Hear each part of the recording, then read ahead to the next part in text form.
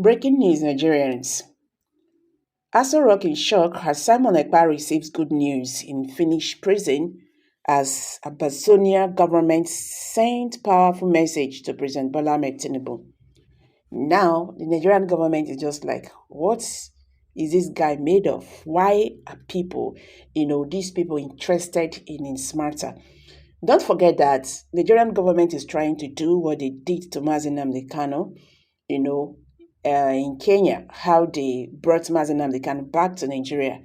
Okay, according to them, they see go face trial for Nigeria, which Nnamdi Kanu has been in since 2021 till now. We never know the head, we never know the tail for the matter. Now, Simon Ekpa, came up. That was after Mazi Nnamdi Kanu's, abduction and the way Nigerian government was treating the whole matter. Now, that was what gave birth to Simon Ekpa. Simon Ekpa became a nightmare to the Nigerian government, to the extent that they pushed the Finland government to get Simon Ekpa arrested. Now, that one is not enough. Now, Simon Ekpa has been arrested, good and fine. But there are some people, nationals outside Nigeria who are now advocating for Simon Ekpa. You understand? They want Simon Ekpa's release. And people are really questioning this, even with what Simon Ekpa, has been doing in the Southeast, talking about the sit-at-home saga and all that has been going on and all that.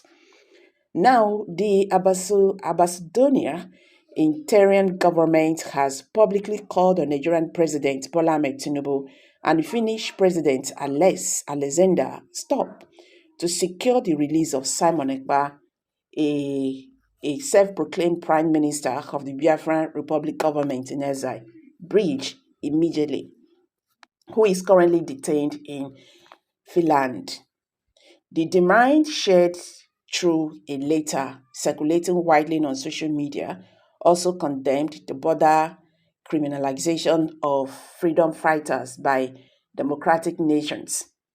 In the statement, the Ambazonian leadership accused the Finnish authorities for Ekpa's arrest and highlighted what they perceive as a disturbing global trend of democrats aligned with authoritarian regimes.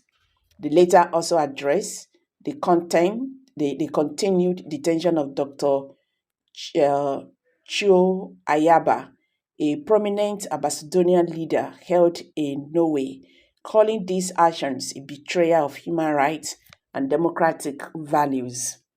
We strongly condemn the arrest of Simon Ekpa by the Finnish authorities and the continued detention of Dr. Cho Ayaba in Norway. The statement reads, these actions represent a disturbing trend of democratic nations siding with oppressive regimes like Nigeria and Cameroon, instead of standing for justice and self-determination.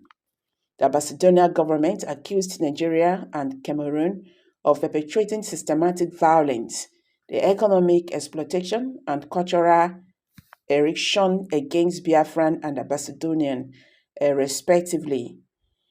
It detailed atrocities allegedly committed against their people, including mass killings, the destruction of villages, and widespread displacement of civilians.